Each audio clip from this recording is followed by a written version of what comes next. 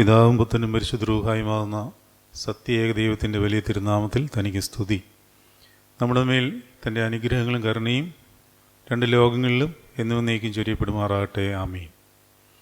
ബേത്ലഹേമിലേക്കുള്ള യാത്രയിൽ അതിൻ്റെ സമാപന ദിവസങ്ങളിലേക്ക് നമ്മൾ സമീപിക്കുമ്പോൾ പരിശുദ്ധ പിതാക്കന്മാർ നമുക്ക് കൈമാറി തന്നിട്ടുള്ള ധ്യാനചിന്തകൾ നമ്മളെ വിശുദ്ധിയോടും നൈർമല്യതയോടും കൂടി ആ പുൽക്കൂട്ടിലേക്ക് എത്തിച്ചേരുവാൻ സഹായിക്കുന്നു. ആയതിനാൽ പ്രത്യേകമായി യൗസേപ്പിൻ്റെ വെളിപാടുമായിട്ട് ബന്ധപ്പെട്ട് കൂടുതൽ സമയം ഈ ആഴ്ചകളിലെ പ്രാർത്ഥനകൾ ക്രമീകരിക്കപ്പെട്ടിരിക്കുന്നതിനെ അല്പസമയം നമുക്ക് ദൈവസന്നിധിയിലിരുന്നുകൊണ്ട് ധ്യാനിക്കാം. വിശുദ്ധമായ ചിന്തകൾ ഒരുക്കിക്കൊണ്ട് പുൽക്കൂട്ടിലേക്ക് നമുക്ക് യാത്ര ചെയ്യാം. യൗസേപ്പിൻ്റെ വെളിപാട് എന്ന് പറയുമ്പോൾ ആ വെളിപാടിലെ ശ്രേഷ്ഠത എന്താണെന്ന് തുടർന്നുള്ള പ്രാർത്ഥനാ ചിന്തകളിൽ പിതാക്കന്മാർ നമുക്ക് കൈമാറി തരുന്നുണ്ട്. സക്രിയയ്ക്കൊരു വെളിപാടുണ്ടായി. ആ വെളിപാടിൽ ഒരു സംശയം കിടന്നിരുന്നു. എന്നാൽ യൗസേപ്പിൻ്റെ വെളിപാടിൽ അവൻ ആദ്യം സംശയമുണ്ടായെങ്കിലും ആ വെളിപാട് കേട്ട ഉടനെ തന്നെ ആ സംശയം ദൂരീകരിക്കപ്പെട്ട് അത് ഉറപ്പുള്ള ഒരു വിശ്വാസ സത്യമായി മാറി എന്ന് പിതാക്കന്മാർ പ്രാർത്ഥനകളിൽ പറയുകയാണ്. അതുകൊണ്ട് സക്രിയയ്ക്കുണ്ടായ വെളിപാടും യൗസേപ്പിനുണ്ടായ വെളിപാടും തമ്മിലുള്ള വ്യത്യാസം എന്ന് പറയുന്നത്, സക്രിയയ്ക്ക് വെളിപാട് ലഭിച്ചപ്പോൾ അവന് സംശയമുണ്ടായി. അവൻ ആ സംശയത്തിൽ നിന്ന് ദൂരീകരിക്കപ്പെടുവാനായി ഒരു മൗനത്തിലേക്ക് പ്രവേശിച്ച് നീതിമാനായി മാറ്റപ്പെട്ടു. എന്നാൽ യൗസേപ്പ് നീതിമാനായിരുന്നതുകൊണ്ട് സംശയം വന്നപ്പോൾ തന്നെ ദൂതൻ്റെ വെളിപാടിനാൽ ആ സംശയത്തെ ദൂരീകരിച്ച് ആ സമയം തന്നെ അത് ഉറപ്പായി മാറിയെന്ന് പ്രാർത്ഥനകളിൽ എഴുതിയിരിക്കുന്നു. അതിപ്രകാരമാണ്. അതുകൊണ്ട് ഇനിയുള്ള പ്രാർത്ഥനകളിലെല്ലാം ഇതൊരു ദിവ്യ വെളിപാട് ആകുന്നു എന്ന് പിതാക്കന്മാർ ഏറ്റുപറയുകയാണ്. അവർ ഇപ്രകാരം പ്രാർത്ഥിക്കുന്നു: ആകയാൽ ഈ ദിവ്യ വെളിപാടിൻ്റെ സന്തോഷകരമായ ഈ പെരുന്നാളിനെ പരിശുദ്ധാത്മാവിൻ്റെ കീർത്തനങ്ങളാൽ ആഘോഷിച്ചുകൊണ്ട് ഞങ്ങൾ പറയുന്നു, നീതിമാനായ യൗസേപ്പിന് വെളിപ്പെട്ട് വിശ്വാസസത്യം തെളിയിച്ച ദൈവിക വെളിപാട് ഇതാകുന്നു. വിശ്വാസസത്യം തെളിയിച്ച, എങ്ങനെയാണ് യൗസേപ്പിൻ്റെ ഉള്ളിലേക്ക് ഈ വിശ്വാസം സത്യമായി തെളിയിക്കപ്പെട്ടത്? അവൻ നീതിമാൻ തന്നെയായിരുന്നു. നീതിമാൻ എന്ന് പറഞ്ഞാൽ ദൈവരാജ്യത്തിൻ്റെ നീതിയോട് ചേർന്ന് സന്തോഷത്തോടെ യാത്ര ചെയ്യുന്നവനെന്നാണ് അർത്ഥം. നമ്മളൊരു കാര്യം പ്രത്യേകമായി മനസ്സിലാക്കേണ്ടത്, യേശുവിനോടുള്ള യാത്ര നിയമങ്ങളിൽ കൂടിയല്ല. നിയമങ്ങളുണ്ട്, ദൈവരാജ്യത്തിന് നിയമങ്ങളുണ്ട്. അതൊരു ഭാരമായി അനുഭവപ്പെടുന്ന യാത്രയാണെങ്കിൽ അത് ന്യായപ്രമാണത്തിൻ്റെ വഴിയാണ്. ന്യായപ്രമാണം നിയമസംഹിതകളാണ്. അതനുസരിക്കുന്നവൻ അതിനാൽ ജീവിക്കും എന്നാണ്. എന്നാൽ ക്രിസ്തുവിലൂടെയുള്ള യാത്ര, അല്ലെ ക്രിസ്തുവിലേക്കുള്ള യാത്ര കൃപയോടുകൂടിയുള്ളതാണ്. നിയമങ്ങൾ നമ്മൾ പോലും അറിയാതെ നമ്മൾ പാലിച്ചു പോകുന്നത് ഒരു കൃപയിലാകുമ്പോഴാണ്. അങ്ങനെ കൃപയിൽ ഉണ്ടായിരുന്ന ഒരു ആളായിരുന്നു യൗസേപ്പ്. എന്നാൽ സക്രിയാവിന് ന്യായപ്രമാണത്തിൻ്റെ കീഴിലുള്ള നിയമ ബന്ധനങ്ങളിലായിരുന്നതുകൊണ്ട് വെളിപാട് ലഭിച്ചപ്പോൾ അവന് സംശയം വന്നു. ആ ബന്ധനങ്ങളിൽ നിന്ന് അവനെ ദൂരീകരിക്കുവാനാണ്, അല്ലെങ്കിൽ ആ ബന്ധനത്തിൻ്റെ കെട്ട് അഴിക്കുവാനാണ് അവൻ മൗനിയായി മാറിയത്, അല്ലെങ്കിൽ അവനെ ഒരു മൗനത്തിലേക്ക് പ്രവേശിച്ചത്. മൗനം എപ്പോഴും നമ്മുടെ ബന്ധനങ്ങളെ അഴിക്കുവാൻ സാധിക്കും. അതുകൊണ്ടാണ് യെശയ്യാവിൻ്റെ പുസ്തകം 28-ാം അധ്യായം 22-ാം വാക്യത്തിൽ പറയുന്നത്, നിങ്ങളുടെ ബന്ധനങ്ങൾ മുറുകാതിരിക്കേണ്ടതിന് നിങ്ങൾ പരിഹാസികൾ ആകരുത്. അതായത് വായ്കൊണ്ട് നമ്മൾ പറയുന്ന പരിഹാസ വാക്കുകൾ ബന്ധനങ്ങളായി മാറും. എന്നാൽ മൗനം എടുക്കുമ്പോൾ ബന്ധനങ്ങൾ അഴിക്കപ്പെടും. സക്രിയയെ മൗനിയാക്കിയത് സക്രിയയിലുണ്ടായിരുന്ന ന്യായപ്രമാണ ബന്ധനം അഴിഞ്ഞു പോകുവാനാണ്. എന്നാൽ യോസഫിന് ആ ഒരു ബന്ധനമില്ലായിരുന്നു. അതുകൊണ്ടാണ് അവനെ നീതിമാൻ എന്ന് വിളിക്കുന്നത്. കൃപയിൽ തന്നെ ആയിരുന്നു. അതുകൊണ്ട് ദൈവദൂതൻ പ്രത്യക്ഷപ്പെട്ട്, ദാവീദിൻ്റെ മകനായ യൗസേപ്പെ, നിൻ്റെ ഭാര്യയായ മറിയയെ ചേർത്തുള്ളുവാൻ നീ ശങ്കിക്കേണ്ട, അവളിൽ ഉൽപ്പാദിതമായിരിക്കുന്നത് പരിശുദ്ധാത്മാവിനാലാകുന്നു എന്ന് പറഞ്ഞപ്പോൾ തന്നെ ആ പരിശുദ്ധാത്മാവിനാൽ അവൻ നയിക്കപ്പെട്ടതുകൊണ്ട്. അങ്ങനെയുള്ളവരാണ് കൃപയിൽ ജീവിക്കുക എന്ന് പറയുന്നത്. ക്രിസ്തുവിനോടുള്ള യാത്ര എന്ന് പറയുന്നത് ക്രിസ്തുവിനോടൊപ്പം കൃപയിൽ തന്നെ ജീവിക്കുക. അപ്പോൾ നമ്മളല്ല ഒന്നും ചെയ്യുന്നത്, എല്ലാം ദൈവം ചെയ്തോളും. ഇച്ഛിക്കുക എന്നതും പ്രവർത്തിക്കുക എന്നതും ദൈവേഷ്ടം ഉണ്ടായിട്ട്, തിരുവുള്ളം ഉണ്ടായിട്ട് അവനല്ലോ ഇച്ഛിക്കുകയും പ്രവർത്തിക്കുകയും ചെയ്യുന്നതെന്ന് ഫിലിപ്പിയ ലേഖനത്തിൽ പൗലോസ് പഠിപ്പിക്കുന്നത് അതാണ്. ദൈവമാണ് എല്ലാം പ്രവർത്തിക്കുന്നത്, കൃപയാലാണ് എല്ലാം സാധിക്കുന്നത്. അങ്ങനെ ജോസഫ് കൃപയിലായിരുന്നതുകൊണ്ട് അവനിൽ തന്നെ ഒരു മൗനം സൂക്ഷിച്ചിരുന്നു. അതുകൊണ്ടാണ് ജോസഫ് ഒന്നും ഉണ്ടായിരുന്നത്. യൗസേപ്പ് വേദപുസ്തകത്തിൽ ഒന്നും മിണ്ടിയതായിട്ട് പറയുന്നില്ല, ഒരു വാക്ക് പോലും, ഒരക്ഷരം പോലും. അതായത് അവൻ്റെ ഉള്ളിൽ ഒരു മൗനം അവൻ സൂക്ഷിച്ചു കൊണ്ടേയിരുന്നത് കൊണ്ട് ദൂതൻ പ്രത്യക്ഷപ്പെട്ട് കാര്യങ്ങൾ വ്യക്തമാക്കിയപ്പോൾ അവൻ്റെ ഉള്ളിൽ ന്യായപ്രമാണത്തിൻ്റെ സംശയങ്ങൾ ദൂരീകരിക്കപ്പെട്ടു. ജോസഫിന് സംശയം വരുവാനുണ്ടായിരുന്ന കാര്യം, അവൻ ന്യായപ്രമാണത്തിലെ ആളുമാണ്. സക്രിയായി ന്യായപ്രമാണത്തിലെ ആളാണ്. യോഹന്നാൻ സ്നാപകൻ വരെ എല്ലാവരും ന്യായപ്രമാണത്തിന് കീഴിലാണ്. ന്യായപ്രമാണത്തിന് കീഴിൽ കൃപയിലായ ഒരാളാണ് യോസേപ്പ്. ന്യായപ്രമാണത്തിന് കീഴിൽ കൃപയിൽ നിറഞ്ഞവളാണ് പരിശുദ്ധ മാതാവ്. പക്ഷേ സക്രിയാവിനെ ആ ന്യായപ്രമാണത്തിൻ്റെ ബന്ധനത്തിൽ നിന്ന് വിടുവിച്ചെങ്കിൽ മാത്രമേ യോഹന്നാൻ സ്നാപകനെ പോലെയുള്ള ഒരു ഏലിയാവിൻ്റെ ആത്മാവിൻ്റെ ശക്തിയുള്ള ഒരുവനെ പരിപാലിക്കാനുള്ള കൃപ, ഒരു പിതാവിൻ്റെ സ്ഥാനത്തു നിന്ന് പരിപാലിക്കുവാനുള്ള കൃപ അവന് കിട്ടുകയുള്ളൂ എന്ന് സ്വർഗത്തിനറിയാവുന്നതുകൊണ്ട് അവനെ ന്യായപ്രമാണത്തിൻ്റെ ബന്ധനത്തിൽ നിന്ന് മാറ്റുവാനായിട്ട് ഒരു ശിക്ഷണം പോലെ മൗനത്തിലേക്ക് പ്രവേശിച്ചു. അവന് യോഹന്നാൻ എന്ന് പേരിടണം എന്ന് പറഞ്ഞ സമയത്ത് സക്രിയാവിടെ എഴുത്തുപലയിൽ എഴുതി ചോദിക്കുന്നുണ്ട്, അവൻ എന്താണ് പേരിടേണ്ടത്? യോഹന്നാൻ എന്ന് പറഞ്ഞു. അപ്പോഴവൻ വാ തുറന്നു. വെളിപാടുകൾ അപ്പോഴാണ് വിശ്വാസ സത്യമായിട്ട് സക്രിയയ്ക്ക് മാറിയത്. പക്ഷേ ജോസഫിന് ആ വെളിപാട് വിശ്വാസ സത്യമായിട്ട് അപ്പോൾ തന്നെ ലഭിച്ചതിനാൽ അതൊരു ദിവ്യ വെളിപാടായിട്ട് പിതാക്കന്മാർ അതിനെ വ്യാഖ്യാനിക്കുന്നു. വീണ്ടും അവർ പ്രാർത്ഥിക്കുകയാണ്, സൃഷ്ടികളുടെ രക്ഷകൻ്റെ ജനനത്തെപ്പറ്റി യൗസേപ്പിൻ്റെ മനസ്സിനെ ഉറപ്പിച്ച ദൈവിക വെളിപാട് ഇതാകുന്നു. അതായത് സക്രിയാവിന് വെളിപാടിൽ സംശയം വന്നു, ന്യായപ്രമാണത്തിൻ്റെ ബന്ധനത്തിലായിരുന്ന ആ സംശയം. എന്നാൽ ജോസഫ് ന്യായപ്രമാണത്തിന് കീഴിലുള്ള ആളായിട്ട് ജീവിച്ചിട്ടും അവന് സംശയം മാറുവാൻ കാര്യം അവനിൽ കൃപ നിറഞ്ഞ് നീതിമാനായി ജീവിച്ച് അവൻ്റെ ഉള്ളിലെ അവൻ തന്നെ പുലർത്തിക്കൊണ്ട് പോന്നിരുന്ന മൗനം അവൻ്റെ വിശ്വാസത്തെ ഉറപ്പിക്കുകയും അവൻ്റെ മനസ്സിനെ ബലപ്പെടുത്തുകയും ചെയ്തുകൊണ്ട് ആ ദൈവിക വെളിപാട് ഇതാകുന്നു എന്ന് പിതാക്കന്മാർ പറയുകയാണ്.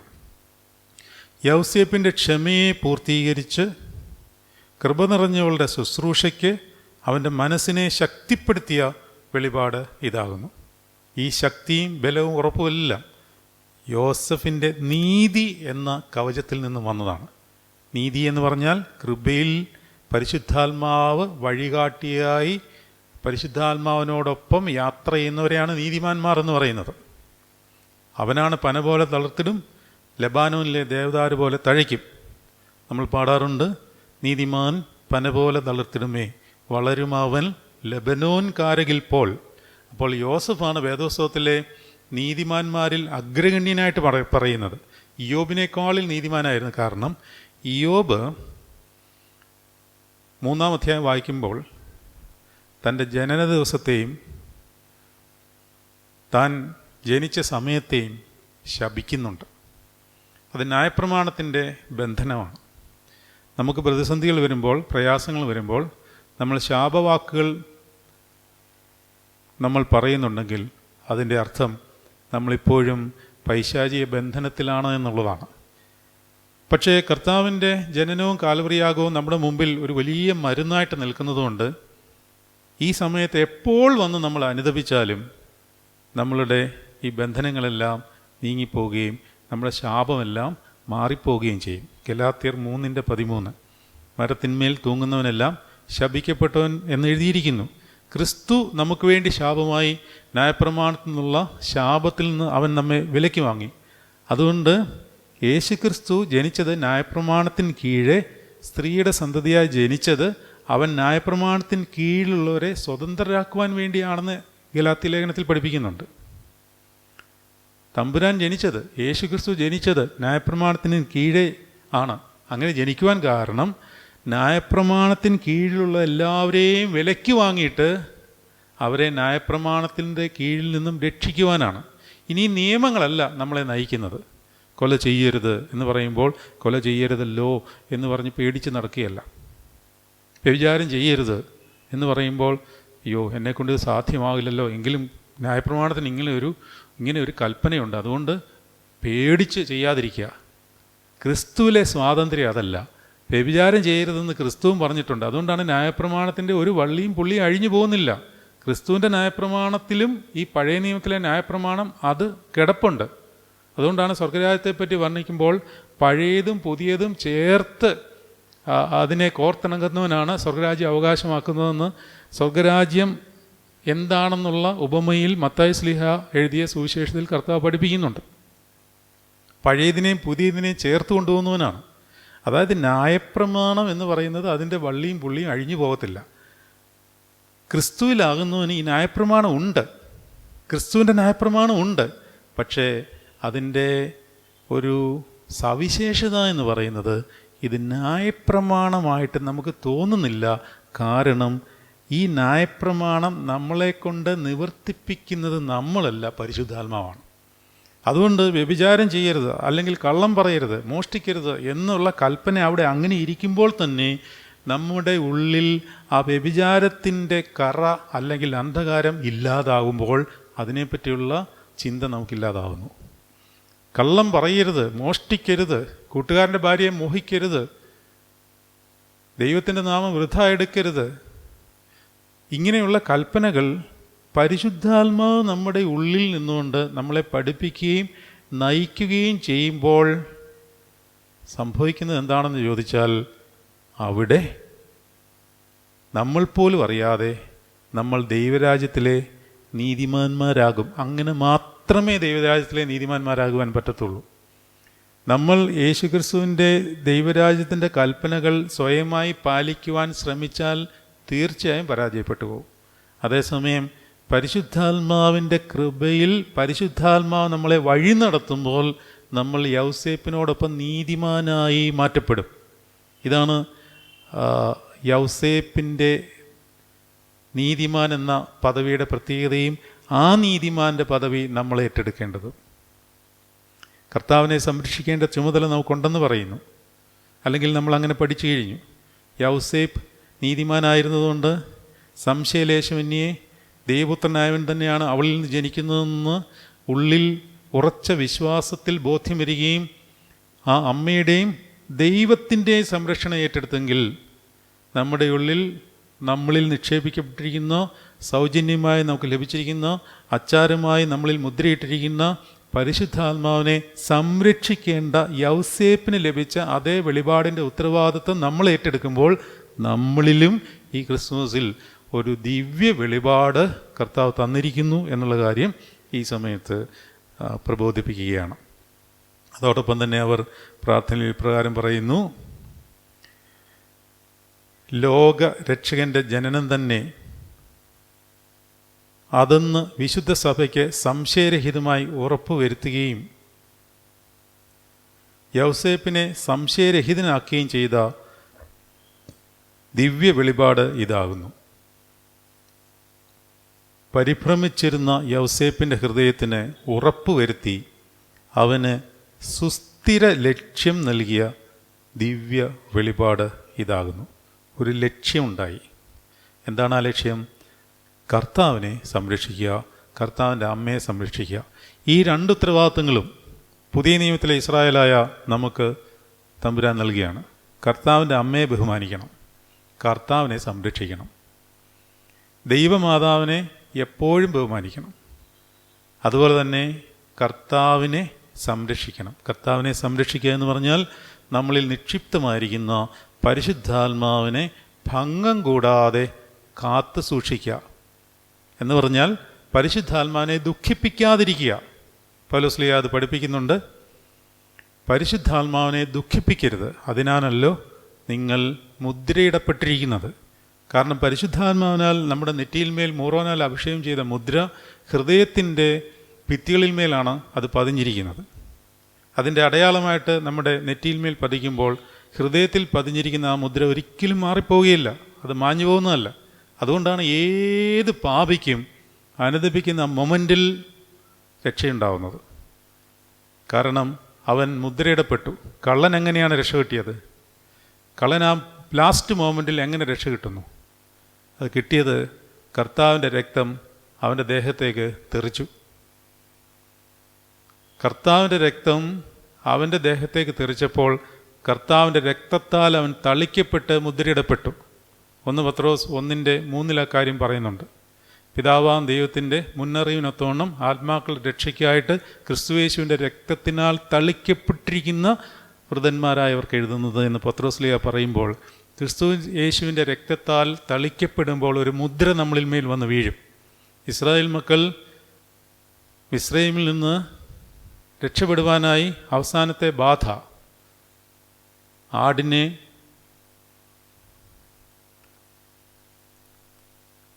ആടിൻ്റെ രക്തം കട്ടൽപ്പടിയിന്മേൽ തളിച്ചത്, മുദ്രയിട്ടത് കർത്താവിൻ്റെ രക്തം നമ്മുടെ ഹൃദയഭിത്തികളിന്മേൽ തളിക്കുന്നതിൻ്റെ അടയാളമായിരുന്നു. അതുകൊണ്ട് പിതാക്കന്മാർ പ്രാർത്ഥിക്കുകയാണ്, അതിനാൽ രക്ഷാകരമായ ആയുധം ഞങ്ങൾക്ക് സിദ്ധിക്കുകയും സത്യദേശികളുടെ നിന്ദ്യമായ ചിന്തയെ ജയിച്ചു കുറ്റപ്പെടുത്തുകയും ചെയ്ത ദൈവിക വെളിപാട് ഇതാണ്. അതുമൂലം നമുക്ക് ഒരു ആയുധം ലഭിക്കുകയാണ്, ദൈവവചനമാകുന്ന ആയുധം. യൗസേപ്പിൻ്റെ മനോഭീതിയെ നീക്കി മറിയാമിൻ്റെ ഗർഭധാരണത്തെ പറ്റിയുള്ള വിപരീത അഭിപ്രായത്തെ നീക്കം ചെയ്ത ദൈവിക വെളിപാട് ഇതാകുന്നു.